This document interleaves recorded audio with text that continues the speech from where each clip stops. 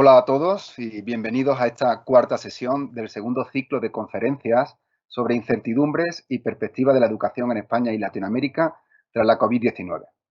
Mi nombre es Vicente Pérez y soy el director del Centro de la UNED México. En esta sesión tenemos el honor de contar como conferencista con el rector de la Universidad Nacional de Piura, una de las entidades que no solo coorganiza este segundo ciclo, sino que también lo hizo en el primero, el doctor Edwin Omar Vences. El doctor Vences es ingeniero y magíster en Ingeniería Civil y máster en Ingeniería Ambiental y doctor en Ciencias Ambientales por la Universidad Nacional de Piura. Ha desarrollado su labor profesional como consultor en medio ambiente y como profesor principal de la Facultad de Ingeniería Civil de la Universidad Nacional de Piura y además ha ocupado en 3 ocasiones el cargo de decano de esa misma facultad y actualmente es rector de su universidad. El título de la conferencia que nos impartirá a continuación es La educación superior en el Perú tras la COVID-19. Señor rector, es un placer poder contar con su presencia. Muchas gracias, tanto por aceptar participar como conferencista, como por coordinar la participación de su universidad en la organización de estos ciclos de conferencias. Tiene usted la palabra. Muchas gracias y verdaderamente es un honor estar acá con ustedes. Agradezco mucho a la UNED por permitirme participar en este segundo ciclo de conferencias, Incertidumbre y Perspectivas de la Educación en España y Latinoamérica tras el COVID-19.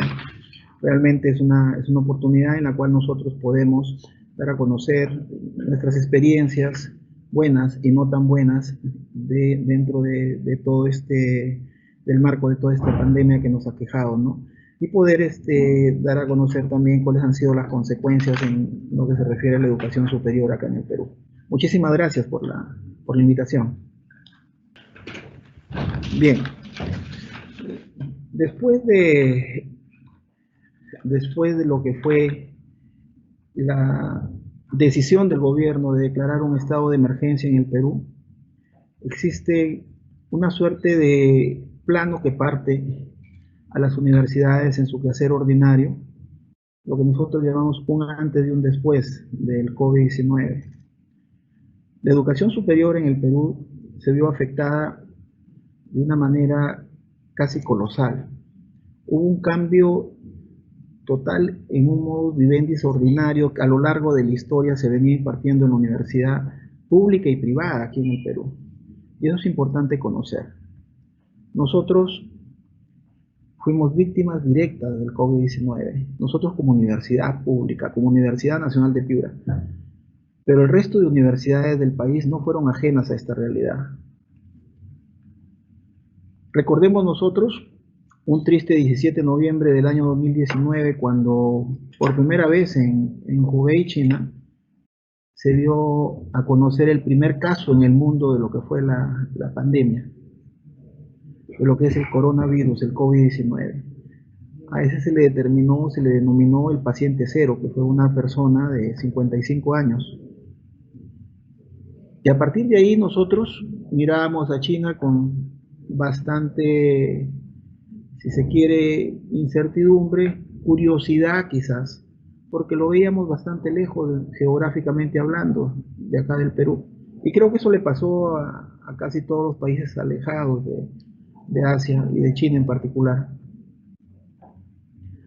Sin embargo, ya para el 26 de febrero resulta de que el virus se acercó, y se acercó justamente a nuestro vecino que es Brasil.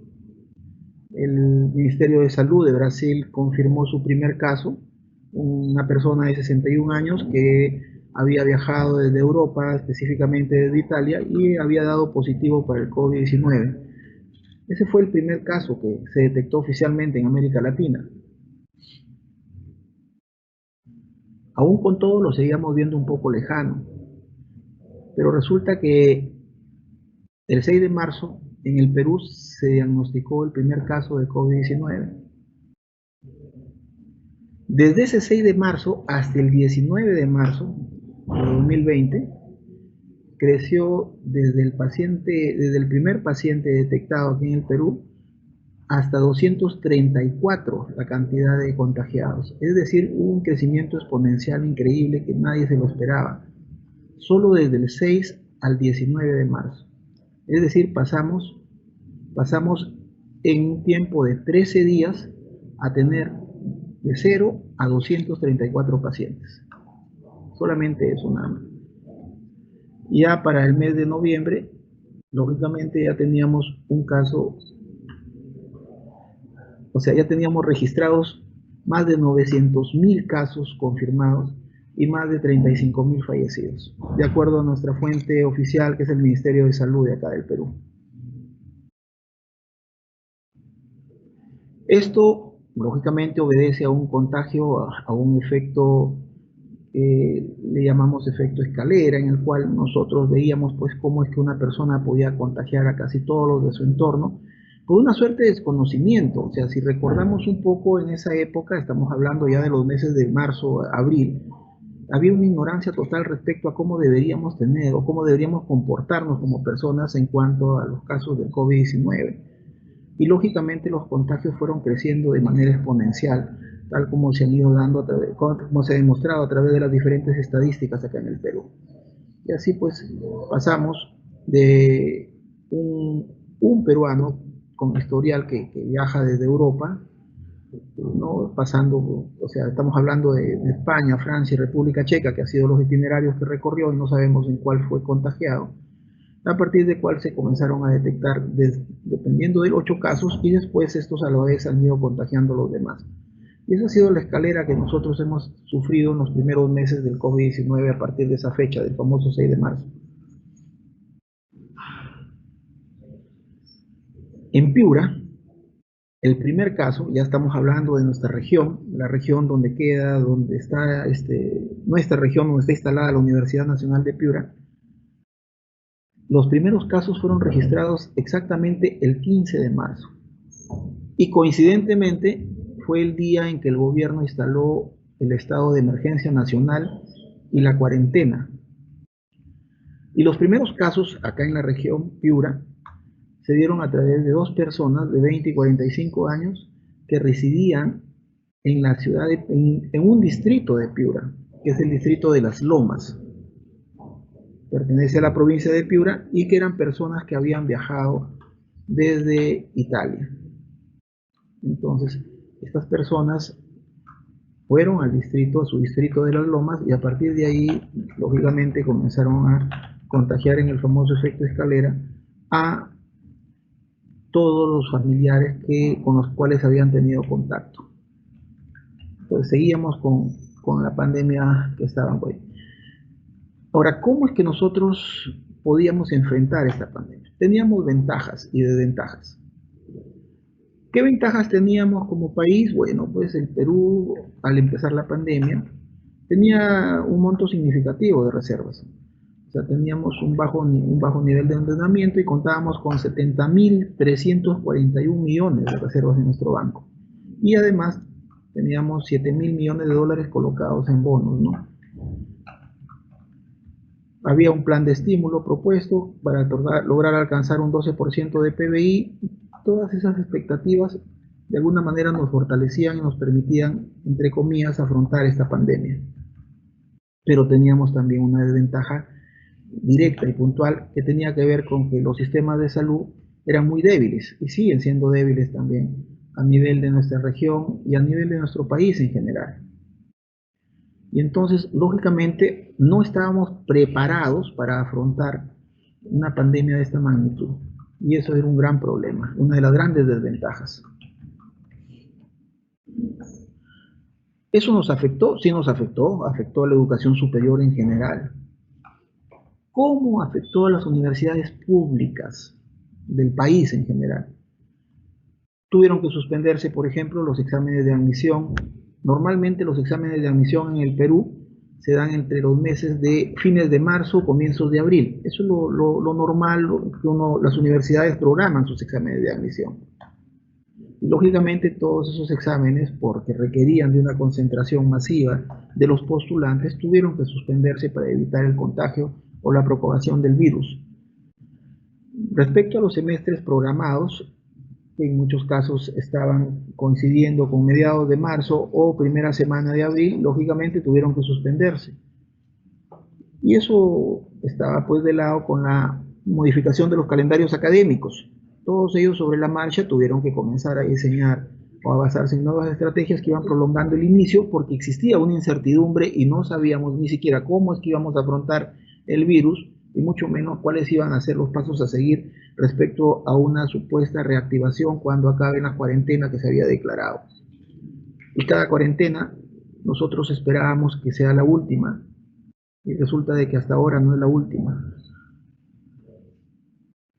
Hubo un impacto, la enseñanza virtual tuvo que crecer básicamente a un 72% en lo que se refiere a universidades públicas, estaba en un 44% y las universidades privadas crecieron casi al 100% en un inicio.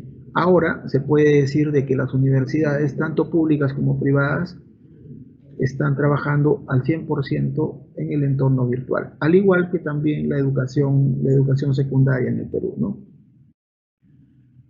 ¿Cuándo se da eso? El problema era justamente cómo es que iniciamos los programas de educación superior.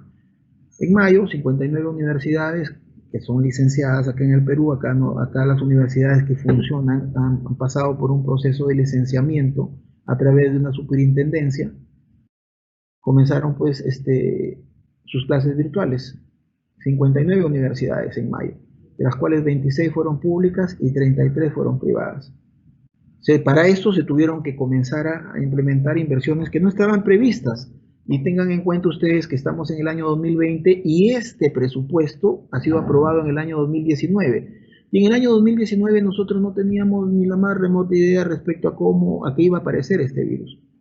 Y lógicamente los presupuestos de las universidades públicas, sobre todo, obedecían a las necesidades ordinarias programadas, a las inversiones en crecimiento, pero en ningún momento se pensó en que se tenían que implementar de manera obligatoria y necesaria todos los medios, con todos los medios informáticos para poder desarrollar lo que se conoce como clases virtuales. Y lógicamente eso obligó a hacer modificaciones presupuestales y a hacer ajustes presupuestales que nos permitan atender esa demanda. Eran inversiones no previstas en equipos, en software, en servicios de comunicación, etc. Y además, no solamente se trataba de la parte académica, sino que esto iba de la mano también con lo que era un soporte informático para lo que se conoce como el teletrabajo, puesto que en el Perú comenzamos primero con un aislamiento total y el trabajo remoto casi al 100%. Poco a poco se ha ido liberando todo esto a lo que se conoce como un trabajo mixto, ¿no? Y en este caso, en algunos casos 100% presencial cuando las actividades así lo requieren. Entonces, la universidad tiene eso, pues, tiene actividades académicas y actividades administrativas y ha tenido que hacer una mixtura respecto a eso y grandes esfuerzos para poder implementar estas acciones que permitan esa atención. Otro problema que sufren todas las universidades públicas y privadas. En el Perú, cerca de 174.000 jóvenes dejaron sus estudios en las diferentes universidades. O sea, una deserción por diferentes motivos. En el caso de las privadas, de las universidades privadas, mayormente fue por causas económicas.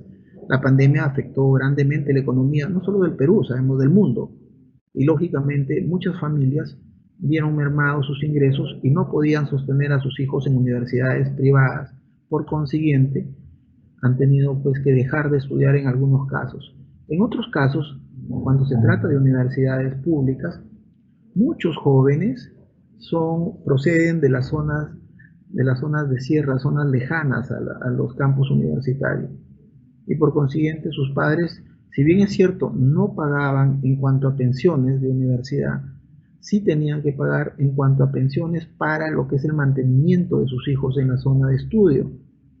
Y como también habían sufrido los embates del virus y lógicamente habían sido afectados en cuanto a su economía, lógicamente ellos lo que había pasado finalmente era que tenían que abandonar sus estudios y con lo cual generaban esa tasa de deserción. Estamos hablando de un 18,6% de deserción en el Perú, ¿no? Que normalmente estamos hablando de cerca de 6 puntos por encima de lo que regularmente se daba anualmente por otras razones. En el marco de la pandemia ha crecido pues esta deserción en casi un 6%, lo cual es bastante significativo. Así pues, en nuestra universidad sufrimos también eso, pues. Tuvimos que suspender clases y actividades administrativas en un principio. Se declaró la emergencia sanitaria, comenzó la época de cuarentena y se tuvo que suspender todas las actividades. En tanto nos reorganizábamos. Pero también sufrimos la muerte de 25 trabajadores, 11 docentes y 14 trabajadores administrativos por efecto del COVID. Gente de nuestra comunidad universitaria. Y solo en nuestra universidad hubo una deserción del 30%, o sea, muy por encima de la media que se había dado en el Perú. Tuvimos que recurrir a inversiones no previstas para implementar la educación virtual, y eso era aprovisionar de todos los elementos tecnológicos necesarios tanto a alumnos como docentes, por un lado.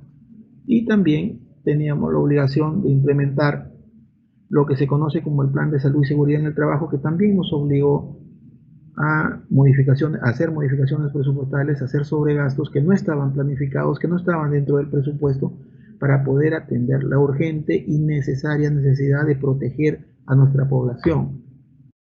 ¿Por qué? Porque existían trabajadores que por la naturaleza de su trabajo deberían siempre estar en el campus universitario realizando trabajos presenciales, el caso de las granjas, el caso de los de seguridad, los de mantenimiento, pero poco a poco en la recuperación del campus universitario y la reincorporación a lo que es los trabajos ordinarios en la universidad, hemos tenido pues que ir reforzando este plan de salud y seguridad en el trabajo a fin de proteger a nuestra comunidad.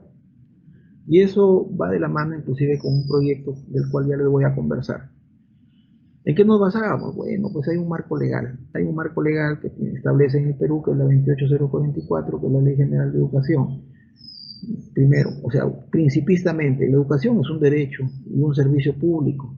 Y lógicamente el Estado lo da de manera gratuita. Eso establece la ley y nosotros lo conocemos así y lo cumplimos así. En ese contexto, ¿contra qué luchamos acá en el Perú? Luchamos contra un centralismo, no somos ajenos a eso. Acá muchos piensan que Lima es el Perú y que el Perú es Lima, y eso es un gran problema también para nosotros, porque no nos atienden con la misma intensidad, con el mismo ímpetu y con los mismos recursos y celeridad que atienden a la capital. Es un gran problema. Las brechas digitales se notan en eso, y se notan tanto de la capital a las provincias como de las provincias a los diferentes distritos. Existe esa brecha digital y el centralismo también se da a nivel de regiones. Hay una burocracia enquistada en las instituciones públicas que es difícil de combatir, pero que es una realidad que no podemos negar. Al igual que, da pena decirlo, pero es real. Hay una lacra que es la corrupción que también nos afecta y contra la cual también luchamos. La carencia de infraestructura es también una realidad. Hemos avanzado, pero nos falta mucho todavía por recorrer. El Perú tiene una pobreza de un 20,5% y eso involucra o significa alrededor de 6,4 millones de peruanos que están en una situación de pobreza y pobreza extrema. Y lógicamente nos afecta muchísimo. Y eso no permite pues que se imparta una educación de calidad, no por falta de recursos, sino por una justa distribución y en algunos casos por falta de acceso a ella por parte de o a consecuencia de las realidades que vive cada una de las familias. Entonces, ¿qué se hizo en el Perú? Lo primero que se hizo respecto a la educación, como era lógico, era suspender las clases presenciales. O sea, nosotros no podíamos tener clases presenciales, en algunos casos suspender su inicio, porque no había un inicio rodado, salvo en el caso de las universidades privadas, que algunas ya habían iniciado sus clases y las tuvieron que suspender. ¿No? Hay una suspensión, una postergación de manera excepcional como consecuencia del coronavirus. Para lo que era educación básica, educación media, se dieron medidas, el gobierno dispuso leyes para lo que era programas o teleprogramas que ayuden o coayuden a solucionar el problema de la falta de clases presenciales. Entonces se dieron los medios a todas las instituciones públicas para que se puedan dar este tipo de educación, ¿no? Que era para la educación no presencial o remota. Cuando faltaban 3 meses para terminar las clases, se comenzó un programa de entrega de tablets a los escolares. Y esa se realizó, pues, lógicamente, en dos procesos. Un proceso que adquirió cerca de medio millón de tablets, y un segundo proceso también que también estuvo alrededor de esa compra de medio millón de tablets. Finalmente el gobierno, pues, es el que promueve o ha promovido la entrega en general para todo el Perú de 1 millón de tablets, que definitivamente no se ajusta a la real necesidad, pero que fue un paliativo para aquellas poblaciones de menores recursos. En cuanto a las universidades públicas, hubieron incentivos, hubieron inversiones en el marco de la pandemia. Se sabe que el Estado peruano invirtió alrededor de 600 millones para contener el impacto de la pandemia. Sin embargo, aquí es importante decirlo, no llegó a todas las universidades, y nosotros somos justamente una de las universidades que fue perjudicada con esto. Por ejemplo, se sabe que en cuanto a la conectividad, el Minedo destinó un presupuesto, Minedo, que es el Ministerio de Educación en el Perú, destinó un presupuesto de casi 31 millones para lo que era la distribución de chips. Pero si nosotros esperábamos a que el Minedo nos asigne, teníamos un retraso de meses en cuanto al inicio de clases. Por eso es que algunas universidades, entre ellos la Universidad Nacional de Piura, optó por una inversión temprana, es decir, comenzamos a hacer modificaciones presupuestales que nos permitan agenciarnos de fondos de nuestro presupuesto para poder comprar las herramientas tecnológicas, y compramos 2.500 teléfonos celulares que fueron repartidos a alumnos de bajos recursos para que puedan acceder a sus clases virtuales. Eso se dio. En algunas universidades se compraron chips, en otras universidades se compraron tablets. Nosotros les dimos teléfonos celulares con internet ilimitado que les permita a ellos acceder a sus clases sin ningún problema. Digamos que ayudó mucho, por un lado. Pero, y también, adicional a eso, acudimos a una compra de 800 lactos de última generación para ser entregada a nuestros docentes en calidad de préstamo. ¿Qué buscábamos con eso? Lo que buscábamos es que el docente tenga todas las herramientas para poder dictar sus clases en las mejores condiciones. Y eso se ha logrado, eso se ha logrado. Y eso lo decimos a raíz justamente de los resultados, ¿no? La universidad suspendió sus clases el 12 de marzo, ¿no? Se tomó incluso 3 días antes de que se decretara el aislamiento por parte del gobierno. Nosotros apoyamos socialmente a lo que era el Ministerio de Salud. El 24 de marzo pusimos a disposición los buses de la universidad para lo que era el traslado del personal de salud a los diferentes puntos, y comenzar a promover y asignar medidas que combatan la pandemia. Paralelamente, nosotros comenzamos un proyecto como Universidad Nacional de Piura, un proyecto que lo creíamos absolutamente necesario. Quizás ahora no lo vean así muchos, pero si nos remontamos un poco a los meses de marzo, abril, mayo, existía la creencia y real, a través de las experiencias que teníamos acá en el Perú, de que un medicamento conocido como ivermectina, que era usado en algunos casos para fines veterinarios, en principio, era una gran herramienta en contra del COVID-19 en su etapa inicial, pero era muy escaso y muy caro también. Entonces, como universidad, y ante la realidad de que muchos miembros de la comunidad universitaria, estamos hablando, nosotros teníamos estadísticas de docentes y administrativos que llegaban alrededor de 30, pero también teníamos alumnos que habían fallecido.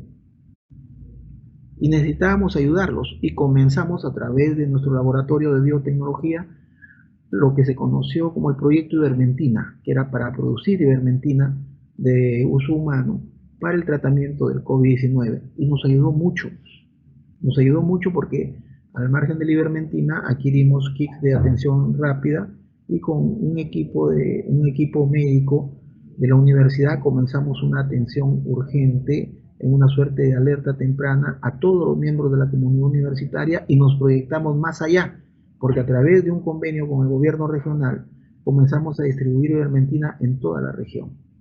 Entonces eso ayudó mucho y nos permitió tener presencia a nivel regional. pero no solamente era por eso que lo hacíamos, sino que de manera real permitió salvar muchas vidas aquí en Piura y de nuestra comunidad universitaria. Eso es algo de lo que estamos particularmente orgullosos como universidad. Hubieron propuestas de nuestra universidad, por ejemplo la del 7 de abril, que se proponía crear lo que era un proyecto de un respirador manual mecánico a través de nuestra escuela de mecatrónica. Queríamos desarrollarlo y estuvimos metidos en eso, dimos todo el apoyo. Desgraciadamente no prosperó, pero sí tuvimos esa iniciativa. No prosperó por falta más que de voluntad nuestra, de interés por el otro lado, por desgracia. Luego de la entrega de los chicos también se ha dado a los alumnos que estaban de bajos recursos económicos, que estaban registrados en lo que aquí en el Perú se conoce como un sistema de focalización de hogares, el CIFOP, y eso nos ayudó a determinar quiénes eran los que realmente necesitaban el apoyo de parte de nuestra universidad.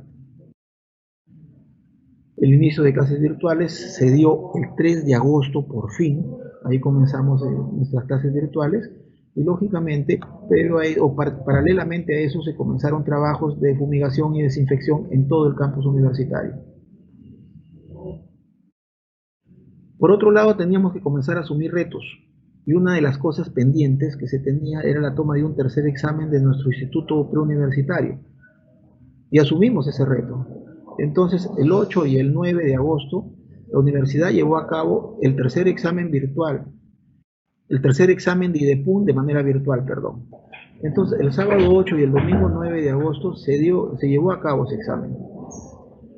Y lógicamente, ese examen fue monitoreado por todas las autoridades de la región. Estamos hablando de Fiscalía, estamos hablando de Policía Nacional, estamos hablando de Defensoría del Pueblo y todos los medios de comunicación que voluntariamente querían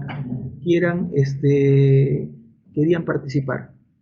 Y nos ayudó muchísimo, digamos, a cumplir con las expectativas de aquellos jóvenes que querían ocupar una vacante ya ofrecida dentro de la universidad.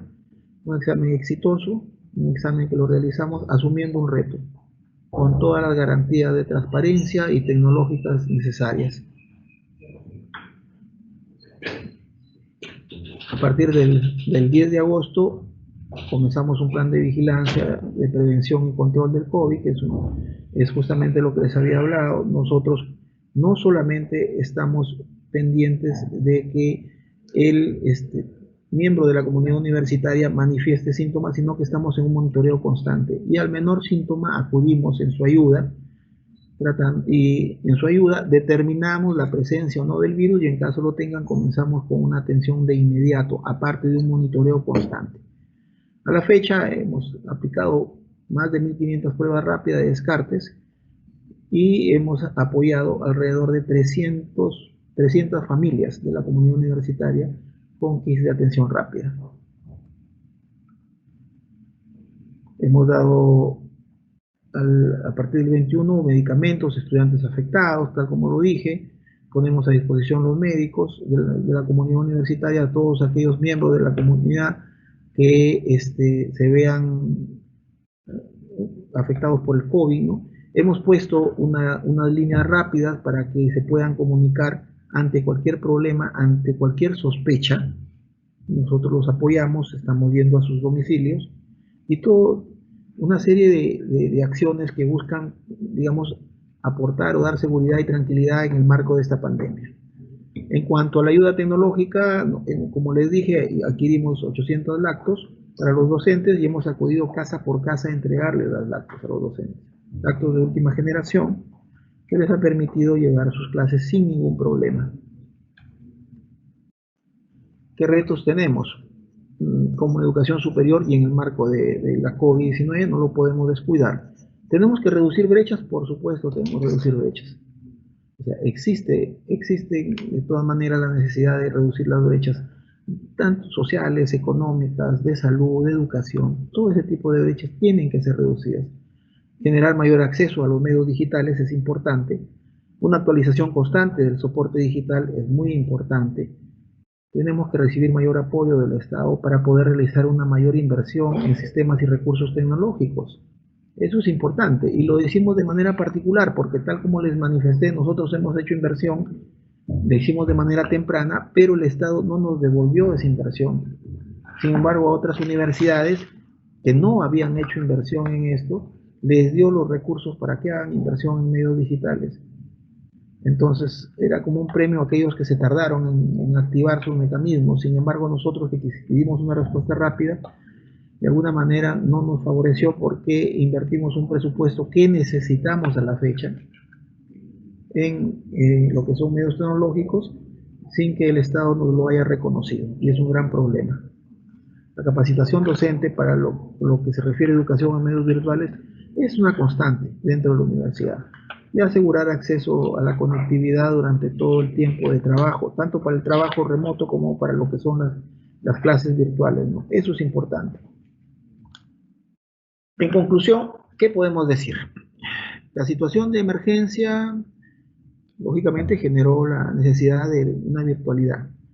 No era esperada, nadie lo sospechaba, pero nos obligó a avanzar, a caminar aceleradamente en a lo que es los medios virtuales dentro de la educación. Y eso es importante.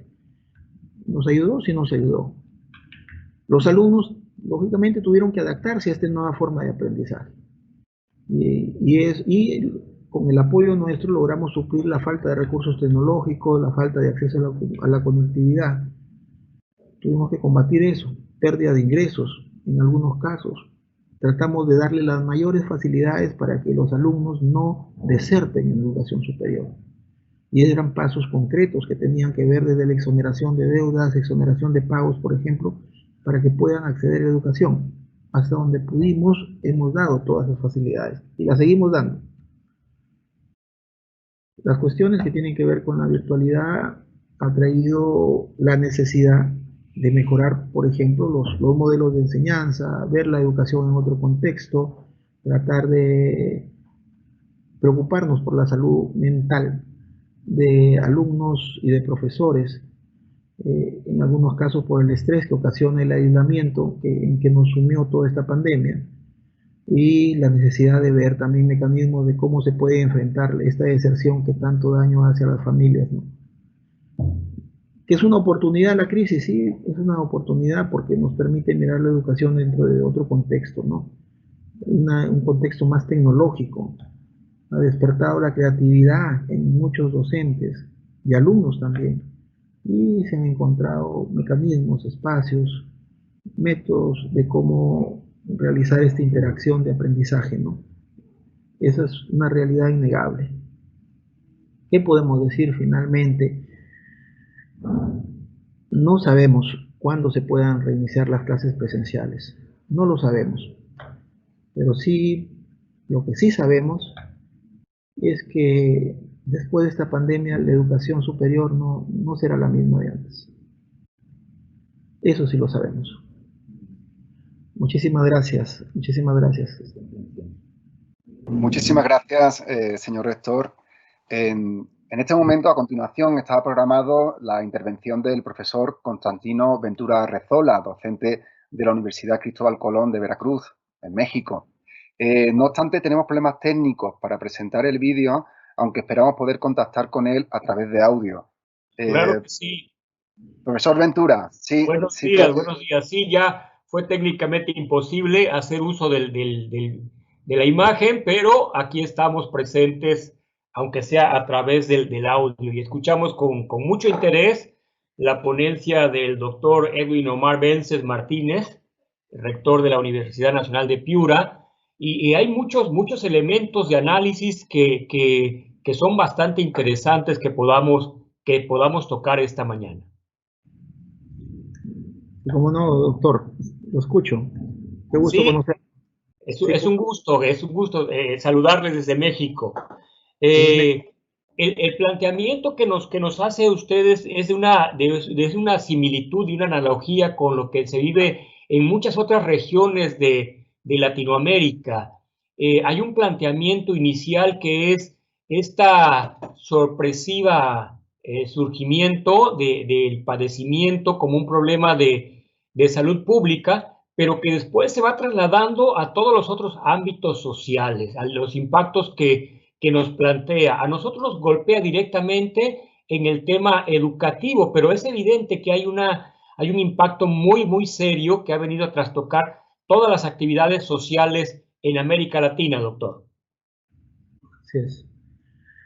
Así es un tema que marca directamente el factor salud, como es lógico, porque tiene que ver con la salud, pero que también de manera directa marca lo que es educación, lo que es economía, que son los pilares de la sociedad. Y la educación no solamente por el hecho de que se trata de hay un porcentaje de deserción bastante grande que nos afecta y que afecta directamente a muchas familias, sino que a la larga va a afectar también la economía local, la economía regional y la economía nacional, porque como bien conocido y estamos convencidos de eso nosotros que estamos involucrados con la educación, no puede haber desarrollo de los pueblos si es que no fortalecemos la educación de sus integrantes, de sus hijos. Y esta pandemia está afectando directamente ese factor. No solamente de manera directa a lo que es la salud, que eso naturalmente es así, sino que nos afecta a la educación y por extensión afecta a la economía actual y la economía futura. Es una realidad innegable, así es. Sí. Bien, doctor, el planteamiento que nos hace usted en principio de cómo se dan los primeros casos en Perú desde aquel 6 de marzo de este año en el cual se detecta el primer caso, hasta los números que tienen ahora, que nos hablan de más de 900,000 casos y más de 35,000 fallecidos, pues nos habla también de un fenómeno de salubridad interesante, porque tenemos en otras latitudes, bueno, el caso de México debe usted estar enterado, que andamos rondando ya cerca de los 100,000 fallecidos y tenemos un número muy, muy alto de casos confirmados. El planteamiento que han hecho los gobiernos desde su perspectiva, ¿qué le sugiere, doctor? Porque hay un planteamiento interesante en términos de cómo desde distintas posturas y de distintas latitudes hay un manejo que se ha hecho de la pandemia en el hemisferio. Sí, pero ante todo le quiero aclarar, si bien es cierto en números absolutos nosotros estamos por debajo de realidades como la de México, si hablamos en términos de tantos por miles, estamos muy por encima de casi todo el mundo. Por desgracia es así. El manejo de la pandemia a nivel nacional no ha sido el más adecuado porque las políticas de gobierno no se han implementado de manera oportuna y hay un factor que yo tengo que tristemente reconocerlo, que tiene que ver con el aspecto cultural de la población. En muchos casos, en plena pandemia y con, digamos, una potencia bastante extrema en cuanto a nivel de contagio, las poblaciones se resistía a adoptar o a cumplir con las medidas que el gobierno había dictado en pro de su propia protección, valga la redundancia. Entonces, y ese es un problema real. Sin embargo, como universidad, no solamente nosotros como Universidad Nacional de Piura, sino muchas universidades públicas comenzaron a tomar lo que acá en el Perú decimos la sartén por el mango, a manejar la situación de una manera propia en base a la realidad de su comunidad universitaria. Y lo que nosotros hicimos, que fue, por ejemplo, el plan Ivermentina, la implementación de Comité de Salud y Seguridad en el Trabajo que se extienda más allá de las paredes de la universidad, los convenios con el gobierno regional para poder abastecer de Ivermentina a todos los centros de salud de la región, también lo hicieron otras universidades del país, como el caso de la región Trujillo, el caso de la región Arequipa, el caso de la región Puno. En el mismo Lima también se han dado a través de las universidades, como fue me parece que fue la Universidad Nacional de Ingeniería y la Universidad Agraria, que comenzaron también con un proceso de producción de ivermentina. Entonces, nosotros planteamos eso primero para proteger a nuestra población, pero también vimos la posibilidad de, digamos, de trascender más allá de las paredes de la universidad y lógicamente en función de eso lo planteamos de esa manera. Pero somos muy censuradores de cómo es que el gobierno manejó las políticas de salud pública. Hubieron muchos problemas, quizás en algunos casos reacciones muy tardías. Les repito, quizás en términos absolutos estamos muy por debajo de muchas realidades, pero también en términos de tantos por miles somos el segundo más, digamos, con mayor índice en todo el mundo. Y eso no nos enorgullece para nada. Hemos bajado, hemos reaccionado, sí. Ahora estamos quizás estamos atentos a la segunda ola y esperamos que no llegue nunca, pero no debemos bajar la guardia y esa es una de las políticas que por lo menos a nivel interno estamos promoviendo en la universidad. Gracias, doctor. Le quería comentar, Piura está en la región más al norte de Perú, ¿verdad? Sí, le comento. Piura queda en el norte del Perú, está a 1000 kilómetros de la capital Lima, está más o menos, está a 100 kilómetros de la frontera con el Ecuador, porque tiene una frontera directa con el Ecuador, y a 300 kilómetros de un punto fronterizo que es la región fronteriza de Tumbes, que también es frontera con el Ecuador, pero tiene las tres regiones que confluyen acá, que son costa, sierra y selva, porque tiene una parte de selva también. Y bueno, es una región muy rica, porque aquí confluyen todas las riquezas que podamos encontrar en el Perú. Tenemos todo, absolutamente todo. Tenemos Doctor, agricultura. Sí, dígame. Sí, doctor Vences, ¿cómo usted hablaba de este problema que se tiene en muchos países latinoamericanos que tiene que ver con el centralismo? Sí, ¿cómo ha impactado en esta cuestión de las regiones geográficas, ¿no? Porque entiendo que con todo hay una gran diferencia entre lo que es la capital, la zona metropolitana de Lima, o lo que puede ser una ciudad con una visión más hacia el Pacífico, de aquellas regiones que están hacia la Amazonía. Básicamente las decisiones sustantivas respecto al crecimiento regional dependen, lógicamente, de la economía.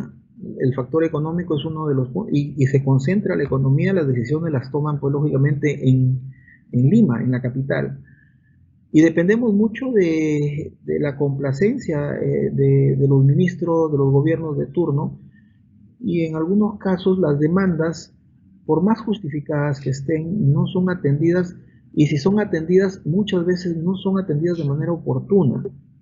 Y lógicamente eso genera retraso en todos los programas de desarrollo, los programas de protección, que las autoridades regionales o las instituciones regionales plantean. Como universidad nos hemos visto involucrados, hemos sido víctimas del centralismo. ¿Por qué? Porque nosotros teníamos, le repito, un presupuesto ya asignado por el gobierno central, porque así nos lo asigna el gobierno central, que fue aprobado el año pasado, pero del cual tuvimos que hacer uso nosotros para las atenciones de emergencia de acá de nuestra comunidad universitaria, que tristemente cayó con el COVID. Entonces, para poder atenderlos, tuvimos que recurrir a esos fondos, pero nunca fueron regresados o redistribuidos, digamos, nuevamente a nuestra universidad, y por consiguiente nos dejó una brecha económica bastante grande que hasta la fecha la venimos sufriendo. Y tenemos las necesidades normales dentro de nuestra comunidad que atender. Y es uno de los grandes problemas. En otras palabras, en este tipo de acciones siempre dependemos de la voluntad del gobierno central. Y es un gran problema. A diferencia, me parece, ustedes como Estados Unidos mexicanos tienen un poquito más de libertad en el manejo de sus fondos. Acá no, acá por desgracia no. Acá todo llega a una sola fuente, a una sola sede, a una sola bolsa, como decimos, que es el Ministerio de Economía y Finanzas. Todos nuestros impuestos. Y es un gran problema. Doctor, el planteamiento de lo que viene es una cuestión interesante porque si bien usted señalaba que nos tomó de sorpresas en todo el hemisferio la Sí. situación de la pandemia y que hemos tenido que ir en respuesta a bote pronto, un poco de manera reactiva, hay planteamientos y hay retos puntuales en la perspectiva del corto y mediano plazo. ¿Cuáles cree usted que sean los retos más importantes o los más urgentes que debamos atender en el hemisferio? En principio, en base a la experiencia que hemos tenido ya con la primera ola del COVID, la atención primordial tiene que ser al sector salud. Tenemos que comenzar a fortalecer todos los centros de salud, proveerlos de todas las herramientas, todos los medios, todos los insumos necesarios para poder atender las emergencias sanitarias que se puedan dar en el marco de esta pandemia. Es decir, no debemos bajar la guardia absolutamente. Tenemos que comportarnos como nosotros hemos dicho, lo que parece COVID, atácalo como si fuera COVID. Tiene que ser así, eso es importante, por el lado de la salud. Por el lado de la educación, definitivamente ya se tiene que comenzar a pensar en lo que son el reforzamiento de los instrumentos tecnológicos, de las herramientas tecnológicas que nos permitan acceder a clases virtuales absolutamente a toda la población. Y eso pasa también porque los señores que nos dan el servicio, los operadores, también se pongan la camiseta del país. Porque uno de los grandes problemas que tenemos es que, por ejemplo, nuestros alumnos que están en la serranía de acá de Piura y del Perú en general, porque eso se ve, muchas veces no pueden acceder a sus clases virtuales por falta de señal. Entonces ahí el Estado tiene que jugar un rol muy importante en exigir que la cobertura se amplíe para que puedan acceder. Ahora es de urgente necesidad, ya no se trata de un lujo ni se trata de un pasatiempo en cuanto a los celulares, se trata de que la señal tiene que tener una cobertura que abastezca al 100% de la población y es muy importante. Y eso pasa también, lógicamente, por un sinceramiento tarifario que no perjudique a las comunidades, sobre todo en este marco, ¿no? Eso es importante. No se debe detener el crecimiento, hay que ver las medidas de protección, ahorita en base a la experiencia ya se conoce, no podemos decir que nos ha sorprendido. Tuvimos unos meses quizás de incertidumbre porque no sabíamos ni cómo actuar, porque nadie sabía cómo se comportaba el virus. Todavía no lo sabemos al 100%, pero la experiencia vivida nos puede ayudar a que nosotros nos enfrentemos de una mejor manera. Y eso es lo que buscamos, de verdad. Cada universidad, cada institución tiene que implementar una suerte de comité de autoprotección, que es lo que nosotros hemos hecho. O sea, nosotros como universidad y todas las universidades estatales del país lo han hecho también. O sea, han creado su comité de salud y seguridad en el trabajo, pero con miras a lo que es la defensa ante el COVID-19. ¿Cuál es el objetivo? Proteger a nuestra comunidad universitaria, a docentes, administrativos y sobre todo alumnos. O sea, los alumnos no los vemos en el campus porque están en su domicilio recibiendo clases virtuales, es cierto, pero eso no significa que no estén ahí, que no sean parte de nuestra comunidad. Y eso va a ayudar mucho también, lógicamente, a que todas las autoridades regionales de alguna manera bajen su carga y puedan atender al resto de la población que no es miembro de la comunidad universitaria. Pero nosotros lo vemos como una obligación y lo hacemos con mucho gusto tratando de ayudar en todo lo que podamos. Bien, doctor. En lo particular, en el tema de la educación, en el tema universitario, me llama la atención el planteamiento que hace usted acerca de las acciones que institucionalmente han estado realizando para apoyar la atención que este padecimiento ha tenido en la región de Piura. Pero quisiera yo que nos platicara un poquito ¿cómo ha sido hacia el interior de la propia universidad? Porque si bien es cierto que de pronto puede parecer sencillo impulsar la transición de un modelo presencial a uno online, pues supone retos, ¿verdad? Entonces, platíquenos un poquito acerca de cómo han enfrentado ustedes esta transición en términos del trabajo docente, en términos del trabajo de los alumnos, cómo han suplido o si han sustituido todo el trabajo que tiene que ver con el uso de talleres, de laboratorios, la práctica vivencial que requiere el alumno. Sí, Disculpe, señor rector, disculpe, sí. pero desafortunadamente se nos acaba el tiempo. Por favor, esta va a tener que ser la última respuesta a las preguntas del profesor Sí, Ventura. Es sí, una pena.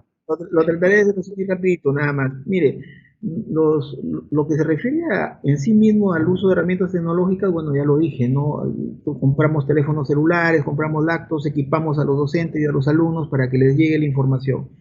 Respecto a lo que se refiere a los talleres vivenciales, hemos tenido que agenciarnos de mecanismos que permitan que ellos entiendan de manera remota cómo es que funcionan los diferentes elementos o las diferentes herramientas, equipos, etcétera, y cómo es que se dan los diferentes fenómenos, ya sea físicos, químicos, que son parte de su formación.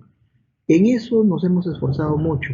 Hay áreas inclusive como por ejemplo la que tienen que ver con arquitectura, con urbanismos, que han acudido a software que les permiten a ellos tener, digamos, plantear mejor las cosas y dar una amplitud de conocimiento respecto a dónde quieren llegar. Y eso es importante. Cada realidad es particular, pero en todas nos hemos esforzado por cumplir. Muchísimas gracias, doctor. No, a usted, muchas gracias. Y un gusto. Bien, pues, como decía antes, desafortunadamente se nos acaba el tiempo y tenemos que finalizar esta sesión. De nuevo, muchísimas gracias, profesor Ventura, y muchísimas gracias, señor rector, y a todos los asistentes, por supuesto, también. Muchísimas gracias por estar ahí. Les esperamos a todos y a todas en la siguiente sesión. Un saludo.